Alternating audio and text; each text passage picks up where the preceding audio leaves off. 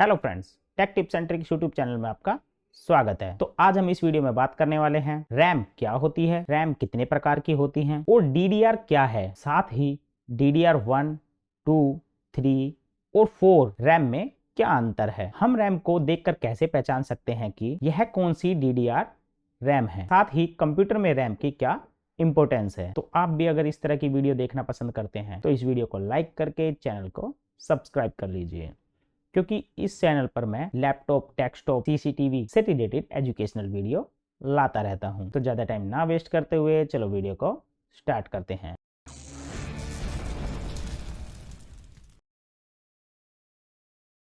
जैसे कि आप कंप्यूटर स्क्रीन पर देख पा रहे होंगे, यहाँ पे आपको बहुत सारी रैम आपको दिखाई दे रही होंगी। इस बॉक्स के अंदर देख सकते हो तो आपको यहाँ पे बहुत सारी रैम दिख रही होंगी। तो इनमें से हम कुछ रैम के बारे में बात कर लेते हैं। तो आप सबसे पहले ऊपर आप देख पा रहे होंगे, आपको यहाँ पे दिख रही होगी 30 पिन SIMM। ये एक सबसे पहले वाली रैम होती थी। ये हमारे कुछ पुराने मॉडल्स हैं, जितने भी आपको दिख रहे हैं ये हमारे सारे पुराने मॉडल्स आपको दिख रहे होंगे। ये DDR1 रैम है। ये जो बड़ी वाली हैं वो सारी डेस्कटॉप रैम है और जो छोटी वाली हैं वो हमारी क्या है, लैपटॉप रैम है।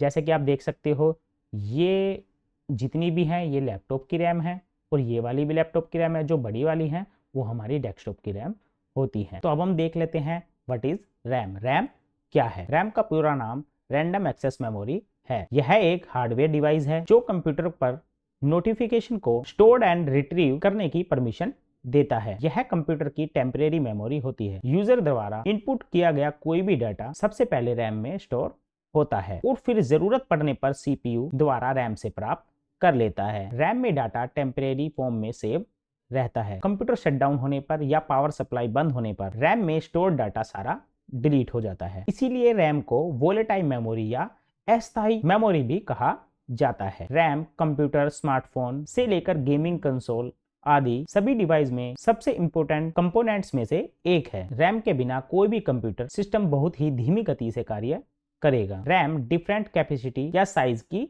होती हैं, जैसे कि 64 MB, 512 MB, 1 GB, 2 GB, 4 GB, 8 GB, 16 GB, 32 GB etcetera. तो अब हम देख लेते हैं कि रैम कितने प्रकार की होती हैं। तो सबसे पहले आप ऊपर देख पा रहे होंगे, जो हमारी फर्स्ट रैम होती है वो होती है डायनेमिक रैम, जिसको हम बोलते हैं डी रैम।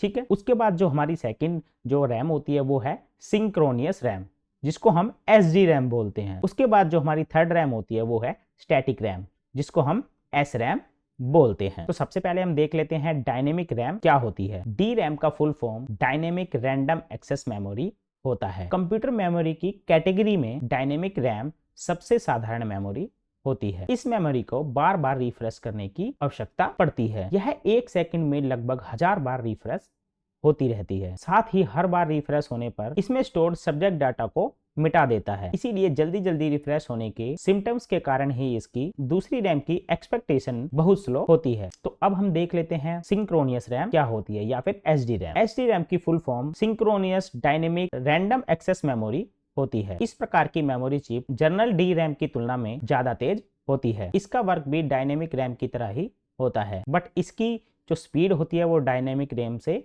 तेज होती है। इसकी गति को तेज होने का कारण यह है कि यह CPU के स्पीड के अकॉर्डिंग चलती है, जिसके कारण यह डी रैम की तुलना में अपने डाटा को तेजी से ट्रांसफर करती है। हमारी जो थर्ड मेमोरी है वो है स्टैटिक रैम या फिर S रैम। S रैम का full form static random access memory होता है। स्टैटिक रैम का रिफ्रेश रेट बाकी सभी रैम से कम होता है, जिससे यह डाटा को अधिक टाइम तक स्टोर रख सकती है और इसकी स्पीड भी बाकी रैम से ज्यादा होती है। यह सभी प्रकार की रैम से थोड़ी ज्यादा महंगी आपको मिलती है। इसका यूज ज्यादातर स्पेसिफिक पर्पस कंप्यूटर के लिए किया जाता है। तो अब हम बात कर लेते हैं व्हाट इज DDR कि DDR क्या होता है। DDR का full form double data rate है। यहाँ पर डाटा रेट का मतलब है कि रैम एक क्लॉक साइकिल में कितने सिग्नल ट्रांसमिटेड करता है। तो DDR पर क्लॉक साइकिल में 2 बार डाटा ट्रांसफर करती है। यह SDR का एडवांस वर्जन है, क्योंकि SD रैम एक क्लॉक स्पीड में एक बार सिग्नल को भेजता है। DDR में डाटा हाई फ्रीक्वेंसी तथा लो फ्रीक्वेंसी दोनों में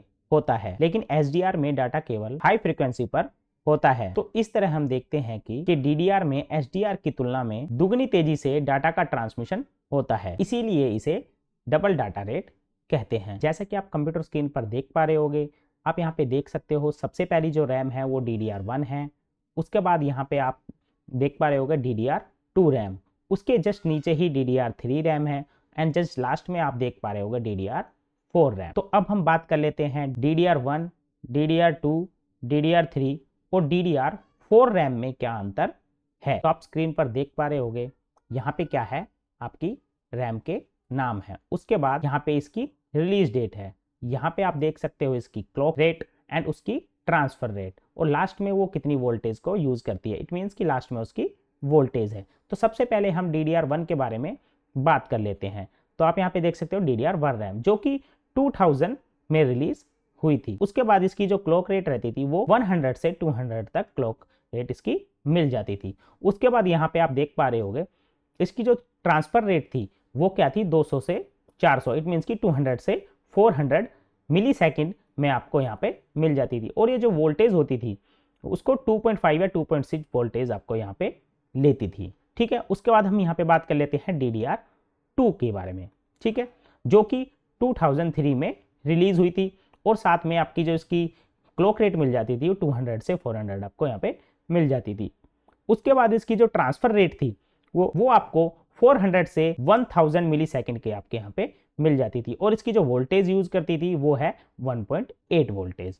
DDR3, ठीक है, DDR3 जो रिलीज हुई थी वो 2007 में हुई थी और इसकी जो क्लॉक रेट है वो 400 से 1000 आपको मिल जाती है। इसकी जो ट्रांसफर रेट है 800 से 2100 तक आपको मिल जाएगी और इसकी जो वोल्टेज है वो 1.5 से 1.65 तक आपको मिल जाती है। अब हम कर लेते हैं DDR4 की बात। DDR4 जो थी वो 2014 में रिलीज हुई थी और इसकी जो उसकी क्लॉक रेट होती है वो 800 से 1600 तक आपको मिल जाएगी। इसकी जो ट्रांसफर रेट होती है वो क्या होती है, 1600 से 32 मेगाहर्ट्ज तक आपको मिल जाती है। और ये जो वोल्टेज यूज करती है वो है 1.2 से 1.05 वोल्टेज तक आपको जितनी भी रैम होती है वो DDR4 में मिल जाएंगी। DDR4 क्या है, एक वोल्टेज एफिशिएंसी रैम होती है। तो अब हम बात कर लेते हैं DDR1, DDR2, DDR3 और DDR4 रैम को कैसे हम पहचान सकते हैं। जैसे कि आप कंप्यूटर स्क्रीन पर देख पा रहे होगे, आपको यहाँ पे चारों जो रैम है वो यहाँ पे दिख रही होगी, DDR1, DDR2, DDR3 and DDR4। लेकिन हम इसको पहचाने कैसे, तो सबसे पहला जो ऑप्शन है पहचानने का, उसको क्या देख सकते हैं हम, इसके रैम में बने कटआउट मार्क, रैम में बने कटआउट मार्क। इट मीन्स कि जो यहाँ पे आप कट देख पा रहे होगे सब में अलग जगह पर, हर रैम में अलग जगह पर आपको कट मार्क को यहाँ पे मिल जाएगा। आप क्या कर सकते हो, इसके द्वारा भी अपना जो रैम है वो पहचान सकते हो। उसके बाद जो रैम में IC लगी होती है उसके द्वारा भी आप पहचान सकते हो। आप चारों रैम में देख सकते हो, हर रैम में अलग अलग ये ब्लैक कलर वाली जो चिपें होती हैं वो हर रैम में अलग होती हैं। तो आप रैम इंटीग्रेटेड जो चिप IC होती है इससे भी आप पहचान सकते हो कि ये कौन सी वाली रैम है। थर्ड जो ऑप्शन है, आप रैम की पिन की संख्या, इट मीन्स कि आप रैम की जो पिन होती हैं उसके द्वारा भी आप पहचान सकते हैं कि ये कौन सी रैम आपको मिल जाती है। तो अब मैं सबसे पहले DDR1 की बात कर लेता हूं। तो DDR1 जो रैम है उसके अंदर जो पिन की संख्या होती है वो क्या होती है, 184 पिन, 184 पिन आपको मिल जाती है। उसके बाद DDR2 रैम में 240 पिन, उसके बाद DDR2 रैम में आपको 240 पिन मिल जाती है। उसके बाद DDR3 रैम में आपको 240 पिन ही मिलती हैं। उसके बाद DDR4 रैम में 288 पिन आपको मिल जाती हैं। अब देखते हैं कि रैम के वोल्टेज के द्वारा हम कैसे पहचान सकते हैं कि ये कौन सी रैम है। DDR1 रैम में जो हमारी वोल्टेज होती है 2.5 वोल्ट आपको मिल जाता है और DDR2 रैम में 1.8 वोल्टेज आपको DDR2 रैम में मिलती है। DDR3 रैम में 1.5 वोल्टेज आपको मिलती है एंड DDR4 रैम में 1.2 मैक्स वोल्टेज जो है वो आपको मिल जाती है। और लास्ट ऑप्शन जो आप यहाँ पे देख पा रहे होगे, विंडोज टास्क मैनेजर। आपका सिस्टम अगर ऑन है तो आप विंडोज टास्क मैनेजर के अंदर जाकर आप परफॉर्मेंस के अंदर जाओगे तो आप वहाँ पे मेमोरी चिप आपके सिस्टम में कौन सी लगी है वो आप वहाँ पे देख पाओगे। तो अब हम बात कर लेते हैं कि आपके कंप्यूटर के अंदर आपके रैम की क्या इंपॉर्टेंस होती है। तो importance of RAM in computer, तो जैसा कि आप जानते हैं हमारे कंप्यूटर सिस्टम के अंदर दो प्रकार की मेमोरी आपको मिलती हैं, primary memory and secondary memory. Primary memory या हार्ड ड्राइव में कंप्यूटर का ऑपरेटिंग सिस्टम इंस्टॉल होता है, साथ ही यूजर अपना डाटा हार्ड ड्राइव के अंदर ही सेव करता है। तो फिर भी हम कंप्यूटर के अंदर रैम का यूज क्यों करते हैं? आखिर हमें रैम की जरूरत क्यों पड़ी? क्या रैम कंप्यूटर के लिए इतनी ही ज्यादा इंपॉर्टेंस है? तो चलो जानते हैं। रैम एक प्रकार का कंप्यूटर डाटा स्टोरेज है। जब हम कीबोर्ड के द्वारा कंप्यूटर पर कुछ भी लिखते हैं या टाइप करते हैं तो वह डाटा सबसे पहले रैम के अंदर स्टोर किया जाता है। उसके बाद वह डाटा सीपीयू द्वारा प्रोसेस करके डिस्प्ले किया जाता है। उसके बाद यदि यूजर चाहे तो उस डाटा को हार्ड ड्राइव के अंदर सेव कर सकता है। रैम डाटा को रैंडम ऑर्डर में स्टोर करती है, इसीलिए सीपीयू अगर चाहे तो किसी भी डाटा को जल्दी से प्रोसेस करके रैम से ले लेता है। रैम का सबसे इंपॉर्टेंट काम जो भी हमारा हार्ड ड्राइव के अंदर डाटा होता है उसको रीड एंड राइट करने का काम करती है। रैम जिस भी डाटा को ओपन करती है उस डाटा को अपने अंदर टेम्परेरी सेव कर लेती है। जैसे ही सीपीयू को उस डाटा की कभी भी जरूरत पड़ती है तो वो बहुत तेजी से उस डाटा को ओपन करके वहां पर दे देती है या फिर डिस्प्ले हमें करा देती है। अगर हमारे कंप्यूटर सिस्टम में रैम नहीं होती है तो उससे क्या है कि हमारा जो सिस्टम होगा स्लो प्रोसेस काम शुरू कर देगा, क्योंकि हार्ड ड्राइव जो होती है वो आपके सीपीयू से सीधा हार्ड ड्राइव से लेगा तो स्लो डाटा को ट्रांसफर करेगा, जिससे हमें स्लो ही हमें डिस्प्ले पर आता हुआ दिखाई देगा। लेकिन रैम क्या होती है? रैम जैसे ही एक बार ओपन करती है तो अपने अंदर उस डाटा को सेव कर लेती है और सीपीयू को बहुत तेजी से कुछ ही सेकंड के अंदर सीपीयू पर या फिर डिस्प्ले पर हमें दिखा देती है। रैम आपके सिस्टम सॉफ्टवेयर को भी मदद करती है। सॉफ्टवेयर के प्रत्येक फीचर को सही ढंग से चलाने के लिए रैम बहुत ज़्यादा हेल्प करती है। यदि आपके कंप्यूटर सिस्टम में रैम नहीं है या रैम बहुत ज़्यादा कम है तो आपका कोई भी सॉफ्टवेयर आप रन करोगे तो बहुत ज़्यादा स्लो हो जाएगा, या फिर स्लो होके क्या आपका सिस्टम हैंग होना शुरू हो जाएगा। अतः हम कह सकते हैं कि रैम कंप्यूटर सिस्टम का सबसे इंपॉर्टेंट पार्ट में से एक है। इसे हम कंप्यूटर के प्रोसेसर और हार्ड ड्राइव के समान ही इंपॉर्टेंट मान सकते हैं। जैसा कि आप कंप्यूटर स्क्रीन पर देख पा रहे होंगे, यहाँ से मान के चलिए ये आपका क्या है, एक कंप्यूटर सिस्टम है।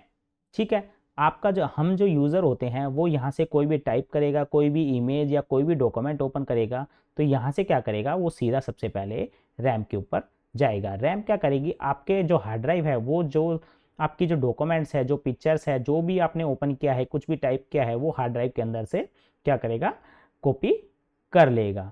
जैसे ही यहाँ से कॉपी करेगा वो क्या करेगा, अपनी जो ये यहाँ पे जो चिप लगी होती है रैम के ऊपर वो क्या कर लेगा, इसके अंदर सेव कर लेगा।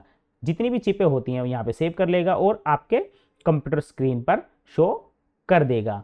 अब मान के चलिए आप यहाँ से ये वो डॉक्यूमेंट क्लोज कर देते हो तो फिर भी आपकी जो मेमोरी होती है उसके अंदर वो क्या होता है, टेम्परेरी सेव होता है। अब जैसे ही दोबारा उसको ओपन करोगे तो वो बहुत तेजी से आपको दोबारा से ओपन करके दे देगा। तो इसीलिए रैम क्या होती है, हमारे कंप्यूटर के अंदर बहुत ज्यादा इंपॉर्टेंट एक पार्ट होती है। तो आज हमने इस वीडियो में देखा रैम क्या होती है, रैम कितने प्रकार की होती है और DDR क्या है, साथ ही DDR1, DDR2, DDR3 और DDR4 में क्या अंतर होता है और हम रैम को किस प्रकार से पहचान सकते हैं कि ये कौन सी DDR वाली रैम है। साथ ही कंप्यूटर में रैम की क्या इंपॉर्टेंस है इसके बारे में भी हमने देखा है। तो आपको ये वीडियो कैसी लगी हमें कमेंट कर जरूर बताएं। अगर ये वीडियो आपको अच्छी लगी है तो इस वीडियो को लाइक करें एंड चैनल को सब्सक्राइब कर लें, क्योंकि मैं कंप्यूटर, डेस्कटॉप, CCTV से रिलेटेड एजुकेशनल वीडियो